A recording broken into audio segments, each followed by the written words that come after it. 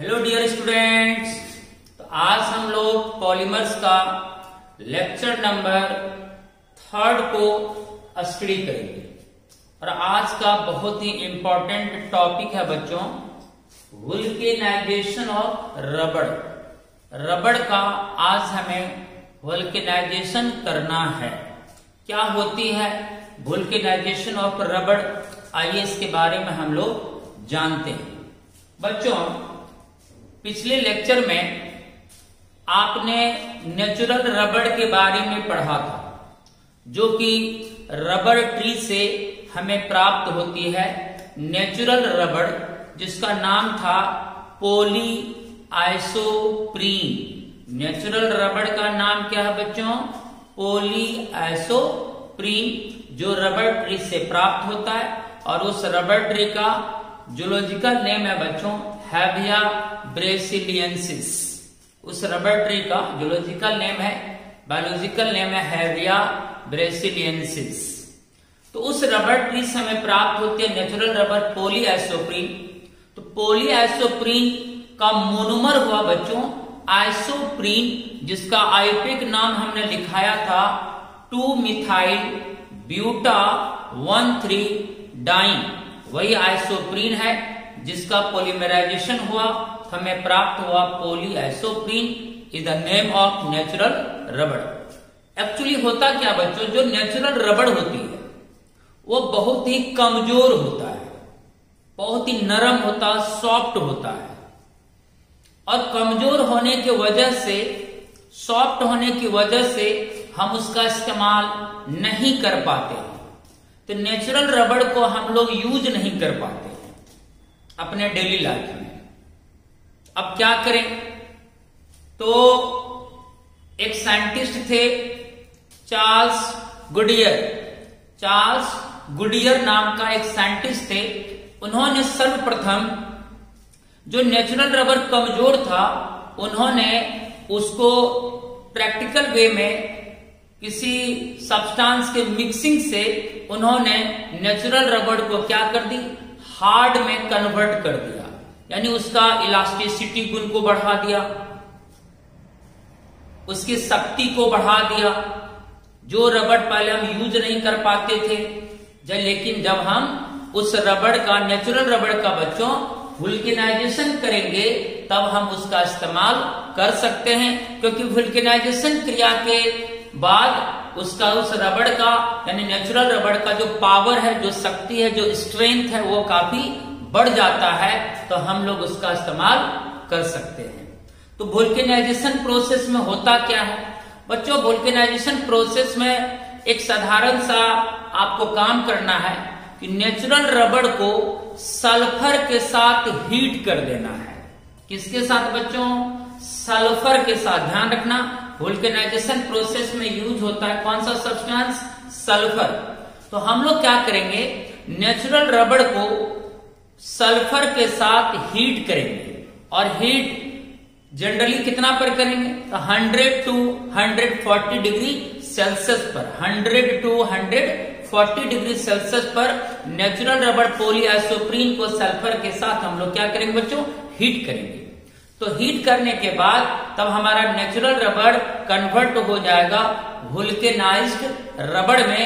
तो अब जो वल्केनाइज्ड रबड़ हमें प्राप्त होगा, उसकी पावर, उसकी स्ट्रेंथ, उसकी इलास्टिसिटी, काफी चीज उसका क्या हो जाएगा, बढ़ जाएगा। तब हम लोग आराम से उसका यूज कर सकते हैं। आप देख सकते हैं बच्चों, जितने भी व्हीकल्स है, गाड़ियां, चाहे मोटरसाइकिल का टायर हो, बस का टायर हो, या फिर जीप का टायर हो, बैटरी का जो स्टेयरकेस होता है, जो बैटरी का जो ढक्कन होता है बच्चों, वो सब वल्केनाइज्ड रबड़ है।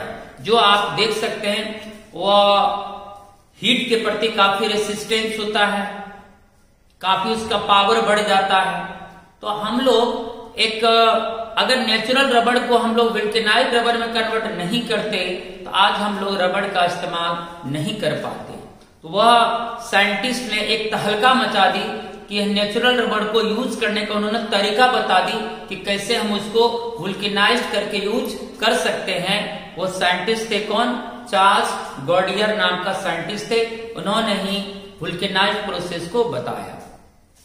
तो बच्चों वुल्केनाइजेशन ऑफ रबर क्या है?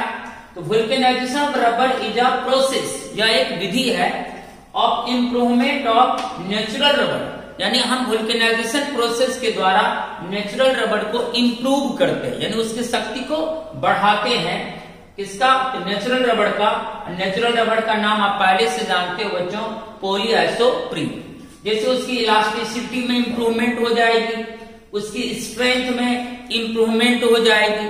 तो हम वुल्केनाइजेशन प्रोसेस के द्वारा नेचुरल रबर के इलास्टिसिटी गुण को और उसके शक्ति को, उसके स्ट्रेंथ को, उसके पावर को क्या कर सकते हैं बच्चों? बढ़ा सकते हैं।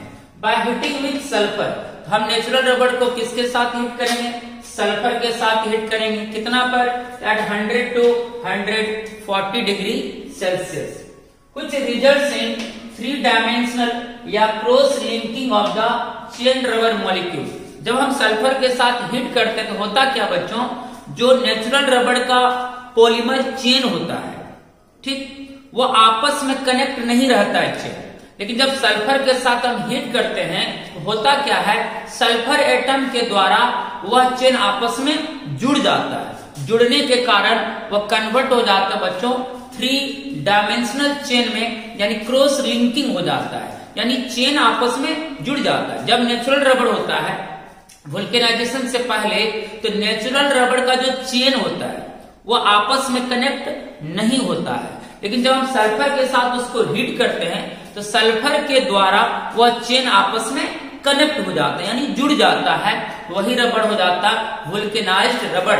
और सल्फर एटम्स के द्वारा जब लिंक्ड हो जाता है चेन, तो उससे उसका काफी चीज बढ़ जाता है, इलास्टिसिटी गुण बढ़ जाती है, स्ट्रेंथ बढ़ जाती है, टेंसाइल स्ट्रेंथ बढ़ जाती है। कई ऐसे चीजें हैं जो उनके काफी ज्यादा इंप्रूवमेंट हो जाती है। Of the rubber molecules bonded to each other by sulphur atoms, यानी नेचुरल रबर का जो चेन है वो एक दूसरे से जुड़ जाता है। इसके द्वारा बच्चों? सल्फर एटम के द्वारा। आइए हम लोग जानते हैं कि कैसे सल्फर एटम के द्वारा नेचुरल रबर का चेन आपस में जुड़ता है और जुड़ने के बाद कन्वर्ट हो जाता है वुल्केनाइज्ड रबर में। तो हम लोग नेचुरल रबर का वुल्केनाइजेशन क्यों करते हैं, आज हम ये पता चल गया कि हम लोग नेचुरल रबर के को इम्प्रूव करने के लिए ही हम लोग उसका वुल्केनाइजेशन करते हैं। बच्चों याद करो, नेचुरल रबर का नाम आपको पता है पॉलीआइसोप्रीन। पॉलीआइसोप्रीन का मोनोमर का नाम क्या हुआ बच्चों? आइसोप्रीन। और आइसोप्रीन का आईयूपीएक नाम क्या था? 2-मिथाइल ब्यूटा 1,3-डाइन। आइए पहले हम नेचुरल रबर आपको बना के दिखाते हैं। देखो, ब्यूटा वर्ड है तो 4 कार्बन लिए थे, 1 2 3 4, ठीक है बच्चों। तो 2-मिथाइल, जैसे अगर हम नंबरिंग यहां से करें 1 2, ये सेकेंड कार्बन होगा, इससे जोड़ देना मिथाइल ग्रुप CH3, तो 2-मिथाइल हो गया। ब्यूटा 1,3-डाइन, यानी 1 पोजीशन पर भी डबल बॉन्ड होना चाहिए और 3 पोजीशन पर भी डबल बॉन्ड होना चाहिए। ये मेरा फर्स्ट कार्बन है, यहां डबल बॉन्ड होगा, चलिए यहां एक डबल बॉन्ड हो गया 1 पोजीशन पर, 1 2 3, फिर 3 पोजीशन पर भी क्या होना चाहिए बच्चों? डबल बॉन्ड होना चाहिए। अब देखो ये किस टर्म में आ गया? 4 कार्बन, तो ब्यूटा डबल बॉन्ड 1 पोजीशन पर है और 3 पोजीशन पर है, तो 1,3। तो यहां पर इन है, यहां भी इन है, तो 1,3-डाइन हो गया। और ब्रांच के रूप में मिथाइल कनेक्टेड 2 पोजीशन से, नाम हो जाएगा बच्चों 2-मिथाइल ब्यूटा 1,3-डाइन। अब इसकी वैलेंसी को कंप्लीट कर ले H एटम के द्वारा। इस कार्बन के साथ 2 बॉन्ड है, तो 2 बॉन्ड और चिपकाना है, इसलिए 2 बॉन्ड चिपकाने के लिए यहां 2 हाइड्रोजन जोड़ देंगे, 2 2 4 बॉन्ड हो गया। अब इस कार्बन का चेक करो, 1 2 3 4 बॉन्ड कंप्लीट है। इस कार्बन का देखो 1 2 3 ही बॉन्ड है, तो यानी 1 बॉन्ड और चाहिए इसे, 1 हाइड्रोजन इससे क्या करेंगे बच्चों? चिपका देंगे। अब इस कार्बन का भी वैलेंसी कंप्लीट हो गई। अब इस कार्बन के साथ 2 बॉन्ड है, तो 2 बॉन्ड और चाहिए इस कार्बन को, इसके साथ 2 हाइड्रोजन और चिपका देंगे, तो 2 2 4, इस कार्बन की भी वैलेंसी कंप्लीट हो गई। यही हुआ बच्चों 2-मिथाइल ब्यूटा 1,3-डाइन आइसोप्रीन हो गया। आइसोप्रीन नेचुरल रबड़ का ये मोनोमर हो गया आइसोप्रीन। चलिए इसकी संख्या ले लेते हैं, कितना n। अब इसका पॉलीमराइजेशन होगा। याद करो पॉलीमर डिजाइन करने का टेक्निक आपको हम बता चुके हैं। जो मोनोमर है एग्जैक्टली उसको यहाँ पर ड्राइंग करेंगे with single bond at first. तो चलो CH2 है तो यहाँ हम लोग यूज करेंगे बच्चों CH2।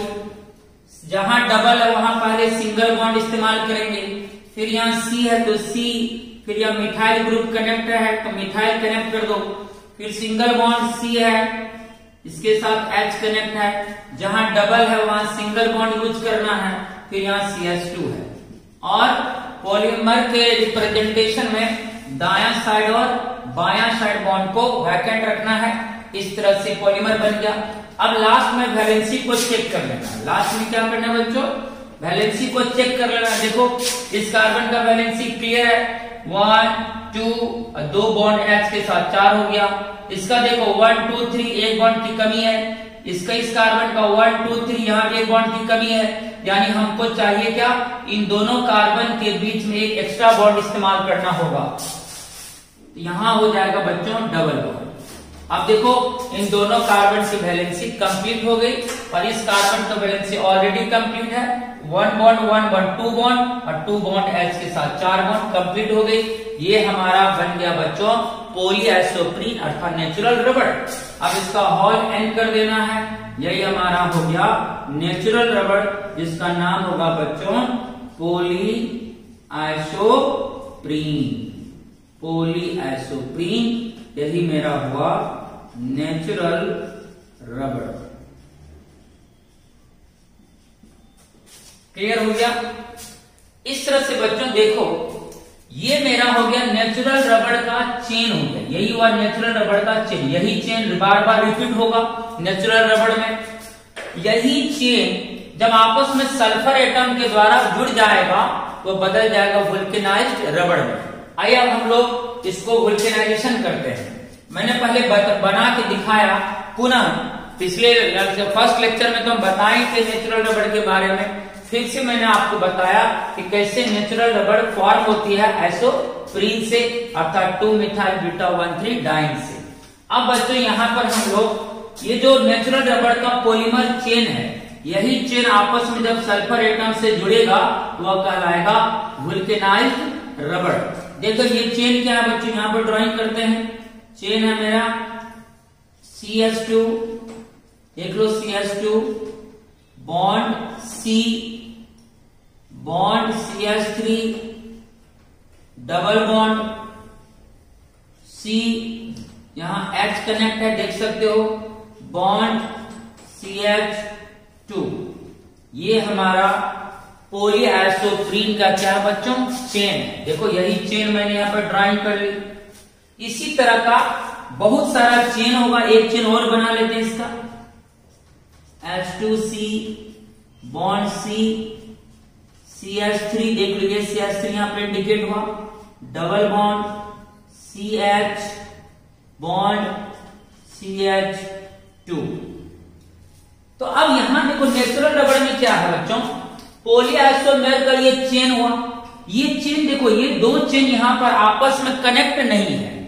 अब जैसे हम इसका वुल्केनाइजेशन करेंगे तो सल्फर एटम के द्वारा यह चेन आपस में क्या होगा, कनेक्ट हो जाएगा। जैसे ही पॉलीआइसोप्रीन का चेन नेचुरल रबड़ का चेन आपस में जुड़ेगा वह कहलाएगा वुल्केनाइज्ड रबड़।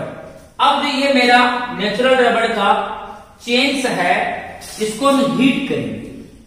किसके साथ हीट करेंगे बताओ जल्दी, वुल्केनाइजेशन में किसके साथ हीट किया जाता है, चलिए कमेंट में दीजिए। आपने कमेंट किया बच्चों क्या, सल्फर। कितना पर हीट करेंगे, तो 100 to 140 डिग्री सेल्सियस पर हम इसको क्या करेंगे बच्चों, हीट करेंगे सल्फर के साथ।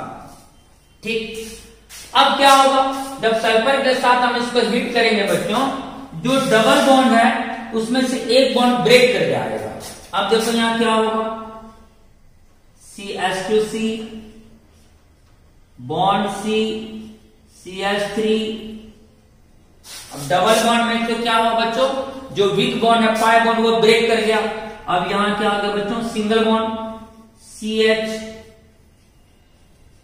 फिर बॉन्ड क्या है बच्चों CH2, क्लियर है। फिर दूसरा चेन यहां पर इंडिकेट करो, CH2 बॉन्ड C, CH3, फिर bond CH, bond CH2, clear है। देखो अब जो डबल बॉन्ड ब्रेक किया तो उसी डबल बॉन्ड वाला कार्बन से सल्फर एटम कनेक्ट होगा। अब देखो यहाँ क्या होगा, दो चेन यहां जुड़ रहा है, किससे, सल्फर एटम की मदद से।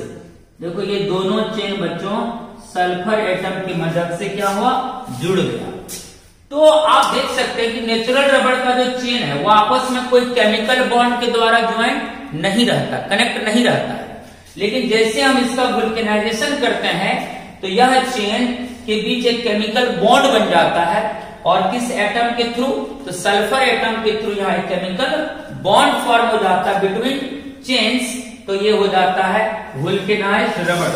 ये मेरा जो रबड़ होगा बच्चों, इसका नाम होगा वुल्केनाइज्ड रबड़। ये मेरा वुल्केनाइज्ड रबड़ कहलाएगा। चलिए मजा आया। ये था नेचुरल रबड़ का चेन्स ऑफ नेचुरल रबड़, चेन्स ऑफ नेचुरल रबड़, चेन्स ऑफ नेचुरल रबड़। तो नेचुरल रबड़ का चेन के बीच कोई केमिकल बॉन्ड नहीं होती है, जबकि वुल्केनाइज्ड रबड़ में चेन्स के बीच यहाँ केमिकल बॉन्ड होता है, जिसके कारण ये हो जाता है वुल्केनाइज्ड रबड़। आइए हम लोग दोनों के अंतर को समझते हैं, नेचुरल रबड़ और वुल्केनाइज्ड रबड़। नेचुरल रबड़ क्या होता है, सॉफ्ट, बहुत नरम होता है, बहुत लचीला होता है, जिसके कारण बच्चों हम लोग इसका इस्तेमाल नहीं कर पाते हैं। तो हम लोग नेचुरल रबड़ को सर्वप्रथम वुल्केनाइज्ड करते हैं, तभी हम उसका इस्तेमाल कर सकते हैं। समझ में आएगी बच्चों। इसलिए जितने भी आप रबड़ देखते हो, चाहे वो टायर हो या बैटरी का स्टेयरकेस हो या जो भी हो, तो वुल्केनाइज्ड करने के बाद ही हम उसका यूज करते हैं। और वुल्केनाइज्ड होने के बाद क्या हो जाता है, ये हार्ड हो जाता है। नेचुरल रबड़ लेस इलास्टिक होता है, लेकिन जब वुल्केनाइजेशन कर देते हैं तो उसकी इलास्टिसिटी बढ़ जाती है, मोर इलास्टिक हो जाता है। ये नॉन हीट रेजिस्टेंस होता है, यानी ये हीट के प्रति प्रतिरोधी नहीं होता, ये हीट को सहन नहीं कर पाता है। जबकि वुल्केनाइजेशन के बाद इसमें हीट को सहन करने की शक्ति बढ़ जाती है। ये हीट के प्रति क्या होता है बच्चों, रेसिस्टेंस होता है, यानी ये हीट का प्रतिरोधी हो जाता है, यानी ये हीट को रेसिस्ट कर सकता है, ज्यादा हीट को रेसिस्टेंट कर सकता है। जबकि हमारा जो नेचुरल रबड़ है वह हीट के प्रति प्रतिरोधक क्षमता उसमें नहीं होती है। लो मेल्टिंग पॉइंट, ये कम टेम्परेचर पर मेल्ट कर जाता है, जबकि वुल्केनाइजेशन के बाद इसका मेल्टिंग पॉइंट बढ़ जाता है। लो टेंसाइल स्ट्रेंथ, इसका जो टेंसाइल स्ट्रेंथ है, एक तरह से जो इसका शक्ति है वो कम होता है, और इसका शक्ति काफी ज्यादा होती है। सॉल्युबल इन ऑर्गेनिक सॉल्वेंट्स, जो नेचुरल रबड़ होता है वो organic solvents like benzene, carbon tetrachloride, इसमें ये घुल जाता है। जबकि हमारा जो वुल्केनाइज्ड रबड़ होता है वो ऑलमोस्ट लगभग हर सॉल्वेंट में वो इनसॉल्युबल होता है, यानी वो नहीं घुलता है। ये आसानी से ऑक्सीडाइज कर जाता है, जबकि यह ऑक्सीडेशन के प्रति प्रतिरोध दर्शाता है, यानी वो रेसिस्ट ऑक्सीडेशन, ये ऑक्सीडेशन को नकारता है, इसमें ऑक्सीडेशन के प्रति प्रतिरोधक क्षमता होता है। लेस रेसिस्टेंट टू एब्रेशन, यानी ये घर्षण के प्रति कम अवरोधी होता है, जब ये घर्षण के प्रति काफी ज्यादा अवरोधी होता है, यानी ये घर्षण को सहन कर सकता है, ये घर्षण को सहन नहीं कर सकता है। देखो वुल्केनाइजेशन के बाद कितने सारे चीजों में चेंजेस आए, इन्हें कितना सारा गुण इसका इंक्रीजमेंट कर गया। तो हम लोग इस रबड़ को कैसे इस्तेमाल करें, ये तो काफी नाजुक रबड़ होता है, ये जरा सा हीट होगा कि हीट को सहन नहीं कर पाता है, यह आसानी से ऑक्सीडाइज हो जाता है, ऑर्गेनिक सॉल्वेंट में घुल जाता है, मेल्टिंग पॉइंट लो होता है, लेस इलास्टिक होता है, बहुत नरम होता है, सॉफ्ट होता है। जबकि हम इसका वुल्केनाइजेशन करने के बाद तब इसमें काफी ज्यादा चेंजेस आती है। ये हार्ड हो जाता है, इलास्टिसिटी गुण बढ़ जाती है, टेंसाइल स्ट्रेंथ बढ़ जाता है, मेल्टिंग पॉइंट हाई हो जाता है। यह लगभग सभी सॉल्वेंट में लगभग ये अघुलनशील होता है, ऑक्सीडेशन के प्रति प्रतिरोधक क्षमता होता है, अवरोधक होता है, ये ज्यादा हीट को भी रेसिस्ट कर सकता है। इतने सारे बदलाव आया वुल्केनाइजेशन प्रोसेस के बाद। ये था प्रोसेस ऑफ वुल्केनाइजेशन। तो हम लोग नेचुरल रबड़ का यूज नहीं करते हैं, हम लोग वुल्केनाइजेशन करने के बाद ही उसका इस्तेमाल करते हैं। यही हुआ वुल्केनाइजेशन ऑफ रबड़। मुझे उम्मीद है बहुत अच्छी से आपको समझ में आया होगा वुल्केनाइजेशन प्रोसेस। ओके बच्चों, जिनको स्क्रीनशॉट लेना है जल्द से ले लीजिए।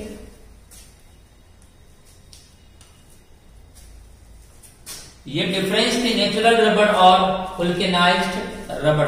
ओके बच्चों, तो ये थी आज की लेक्चर वुल्केनाइजेशन ऑफ रबड़ पर आज का लेक्चर था। काफी ज्यादा मैंने कोशिश की आपको समझाने की। मैं उम्मीद भी करता हूं कि आप लोग समझ गए होंगे। ठीक है बच्चों, फिर अगले लेक्चर का आप लोग वेट करिए। तब तक के लिए बच्चों टेक केयर एंड बाय।